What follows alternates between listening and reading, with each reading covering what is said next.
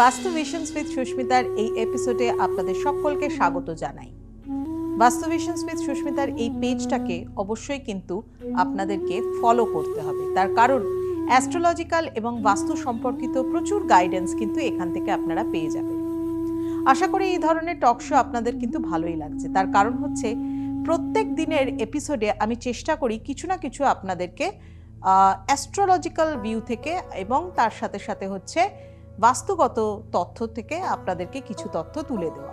আজকেও কিন্তু বাস্তু সংক্রান্ত কিছু তথ্য আপনাদেরকে তুলে দেব, যেটা মোটামুটিভাবে প্রত্যেকের বাড়িতে যদি এই ধরনের কোনো বাস্তুদোষ থাকে তাহলে সেটাকে আপনারা কাটাতে পারবেন, ঠিক করতে পারবেন, এবং সবথেকে বড় কথা বাস্তু সম্পর্কে একটা অ্যাওয়ারনেসও কিন্তু অবশ্যই তৈরি হবে।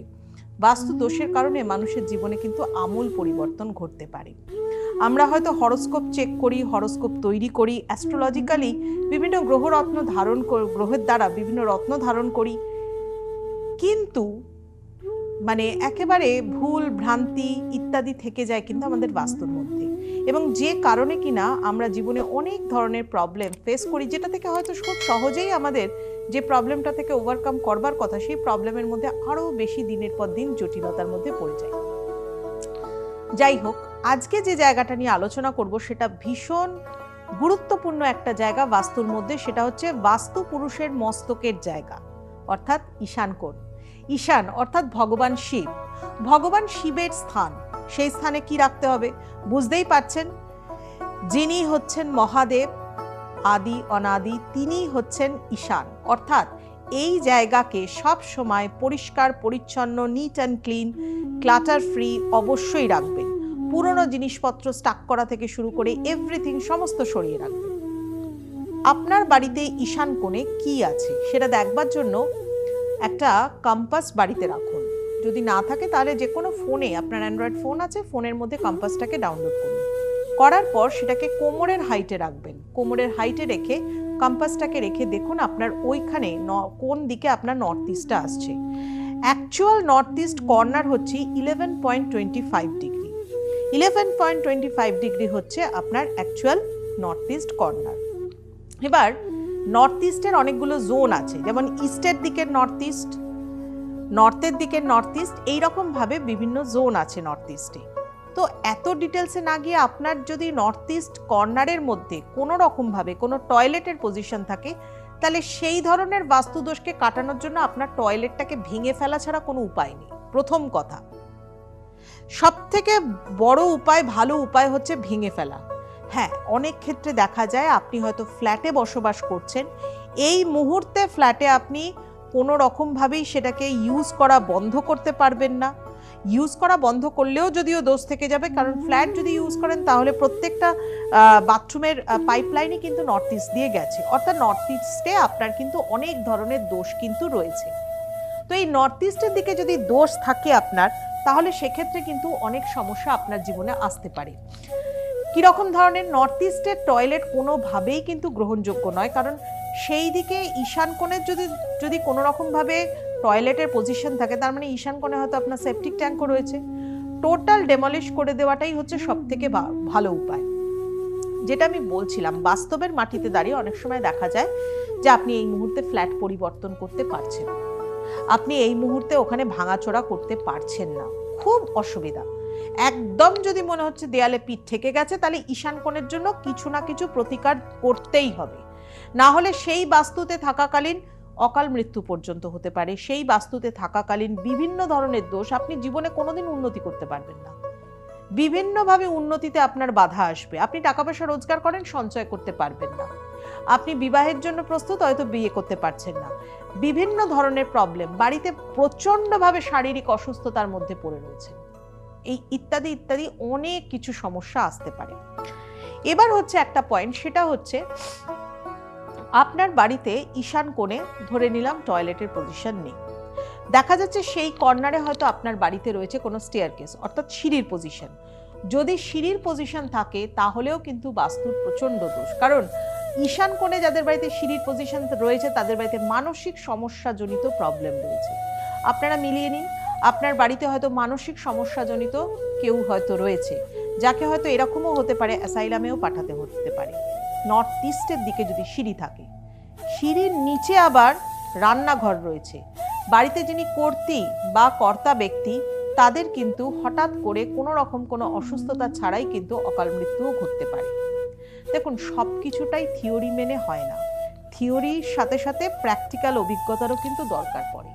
আজকে এত বছরের আমার অভিজ্ঞতা, প্রায় 24 বছরের ওপরে আমি প্র্যাকটিস করে চলেছি বা আপনাদের সামনে বিভিন্ন টকশো করে এসেছি, সেখানে বহুবার বলেছি, বহু মানুষ যোগাযোগ করেছেন, বহু মানুষের জীবনে এরকম ঘটনা ঘটেছে। আশা করি সোশ্যাল মিডিয়ার মাধ্যমে হয়তো বহু মানুষ এখন জানতে পাচ্ছেন। যাদের এই ধরনের সমস্যা রয়েছে তারা কিন্তু সত্ত্বেও সেটাকে ঠিক করবার চেষ্টা করুন। ঈশান কোণে এমনকি আপনি যদি কিচেনও তৈরি করেন সেটাও ঠিক নয়। কিচেন তৈরি করবার সব থেকে ভালো জায়গা হচ্ছে দক্ষিণ পূর্ব কর্নার, অগ্নিকোণ, না হলে পরে একেবারে diagonal opposite corner, north West corner. কিন্তু ঈশান কোণ নর্থ ইস্টকে যদি আপনি একেবারে হাইটেড করে দেন, মানে হাই করে দেন, হেভি করে দেন, মানে ভারী করে দেন, স্টেয়ারকেস করে দেন, সেখানে যদি মিসিং কর্নার করে দেন, পুরো জায়গাটাই আপনার মিসিং, আপনার বাড়িটা হয়তো এল শেপের, তাহলেও কিন্তু আপনার বাস্তুতে নর্থ ইস্টের দিকটা মিসিং হয়ে গেল। এল শেপটা মানে এলটা এমনভাবে রয়েছে, নর্থে এবং ইস্টে এল রয়েছে, অর্থাৎ আপনার ঈশান কোণ নর্থ ইস্ট কর্নারটা কাটা, কোনো কারণে নর্থ ইস্ট কর্নার একেবারে টিল্টেড হয়ে গেছে এবং সেই দিকটা একটা সাইড পড়ে গেছে, সেখানেই টয়লেটের পজিশন। বাস্তুতে কিন্তু প্রচণ্ডভাবে প্রবলেম ফেস করবেন, জীবনে কোনোদিন উন্নতি আসবে না, নাজেহাল হয়ে যাবেন হেলথ ইস্যুর জন্য, শারীরিক অসুস্থতা প্রচুরভাবে লেগে থাকবে। ঈশান কোণের দিকে কিচেনের অবস্থান মানেই হচ্ছে উত্তর দিকে যদি ফেস করে আপনি রান্না করেন তাহলে তো আরো সাংঘাতিক। উত্তর দিকে ফেস করে রান্না করলে পরে জীবনে কোনোদিন স্ট্রেস কমবে না, জীবনে কোনোদিন আর্থিক অভাব যাবে না, এবং তার সাথে সাথে কিন্তু বাড়িতে প্রচণ্ডভাবে অশান্তি লেগেই থাকবে। মতবিরোধ, মতানৈক্য একদম আসবে না, মতবিরোধ প্রচুর লেগে থাকবে। এই নেগেটিভ ভাইব্রেশনগুলোকে কাটাবার জন্য বিভিন্ন ধরনের পদ্ধতি আছে। বাস্তুতে শ্রীযন্ত্রমকে স্থাপন করবার পদ্ধতি রয়েছে, যেটাকে আমরা ত্রিপুরা সুন্দরী যন্ত্রম বলে থাকি। শ্রীযন্ত্রম, ন্যাচারাল কোয়ার্টজ ক্রিস্টালের শ্রীযন্ত্রম পদ্ধতি রয়েছে। বাস্তুদোষ নিবারণ করবার বিভিন্ন ধরনের যন্ত্রম রয়েছে, বিভিন্ন অ্যাপ্লিকেশনস রয়েছে, বিভিন্ন ধরনের হেলিক্সের প্রয়োগ রয়েছে। এর সাথে সাথে আরও কিছু রয়েছে যেগুলোর মাধ্যমে আমরা নর্থ ইস্টের দিকের দোষকে কাটাতে পারি। এখন ধরুন নর্থ ইস্ট বা ঈশান কোণ এমন একটা জায়গা, একে আপনি কোনো রকমভাবেই কিন্তু সামান্য কিছু বাড়ির টোটকার মাধ্যমে কিন্তু এর দোষ আপনি দূর করতে পারবেন না।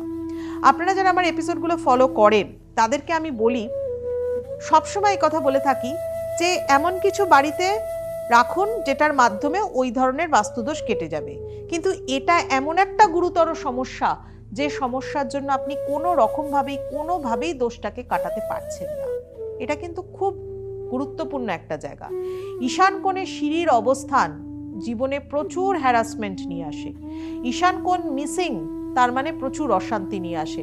অ্যাকচুয়ালি কি হয়, নর্থ ইস্ট মানে হচ্ছে জুপিটারের স্থান, বৃহস্পতির স্থান। বাস্তু পুরুষ যখন শায়িত অবস্থায় আপনার ভূমিতে রয়েছে, তার মস্তকের স্থান হচ্ছে ঈশান কোণ, ভগবান শিবের নামে। এবং এই জুপিটারের স্থান যদি কোনোভাবে দোষের মধ্যে থেকে যায়, উইক জুপিটার হয়ে যায়, তাহলে বিভিন্ন প্রবলেম আসতে পারে। জানেন, খুব সাধারণভাবে যদি এটাকে বিচার করতে যান তাহলে দেখুন, জুপিটার উইক থাকলে পরে বিভিন্ন প্রবলেম হতে পারে। কাজে মন নেই, আপনার যে কোনো কাজের প্রতি ডেডিকেশন নেই, কোনো ডিটারমিনেশন নেই কাজ করবার মতো, বা আপনার মধ্যে প্রচন্ড লেজিনেস, প্রচন্ড উইকনেস, বিভিন্নভাবে আপনার স্টামাক ইস্যুস হচ্ছে, ইনডাইজেশন প্রবলেম হয় বাড়ির মধ্যে, বা আপনার মধ্যে হচ্ছে যদি উইক জুপিটার থাকে। জুপিটার উইক থাকলে আপনার মধ্যে ভীষণভাবে কোনো রকম কোনো পজিটিভ চিন্তা ভাবনা নেই, আপনি অপটিমিস্টিক একদমই হতে পারবেন না, আপনার মধ্যে পেসিমিজম ধরে নেবে, আপনি ভীষণ সিনিক্যাল হয়ে যাবেন, আপনি সবসময় নেগেটিভ চিন্তা ভাবনা করবেন, আপনার মধ্যে পজিটিভ থটস আসবেই না জুপিটার যদি উইক হয়। ইভেন জুপিটার উইক হলে পরে ওবেসিটিও আসে, যেটা বিভিন্ন রোগের কারণ হয়ে থাকে, ফ্যাট বৃদ্ধি হতে থাকে, কারণ প্রচুর লেজিনেস, কাজ করতেই আপনার ইচ্ছা হবে না। দেখুন, সব কিছুটাই কিন্তু হচ্ছে ইন্টার রিলেটেড। এটা এমন একটা জায়গা ঈশান কোণ যার গুরুত্ব হচ্ছে বাস্তুর মধ্যে অপরিসীম। আর এই বাস্তুশাস্ত্র আজকে নয়, প্রচুর বছর ধরে, বহু বছর ধরে পুরাতন শাস্ত্র হিসাবে রামায়ণ মহাভারতের যুগ থেকে বাস্তু কিন্তু চলে আসছে। বাস্তুর সেই শ্লোকের কথা আমরা বহুবার বলেছি, আমি বহুবার আপনাদের সামনে তুলে ধরেছি। স্থাপত্য বেদের মধ্যেও কিন্তু বাস্তুর উল্লেখ রয়েছে, এবং সমস্ত জায়গায়, এমনকি হস্তিনাপুরেও কিন্তু বাস্তুর বিভিন্ন দোষ ত্রুটির জন্যই কিন্তু অনেক ধরনের মানে অনেক কিছুর সম্মুখীন হতে হয়েছিল হস্তিনাপুরকে মহাভারতের সময়। যাই হোক, এর পেছনে অনেকগুলো গল্প রয়েছে, তবে আজকে আমার টপিক কিন্তু সেই মাইথোলজিক্যাল গল্প নয়।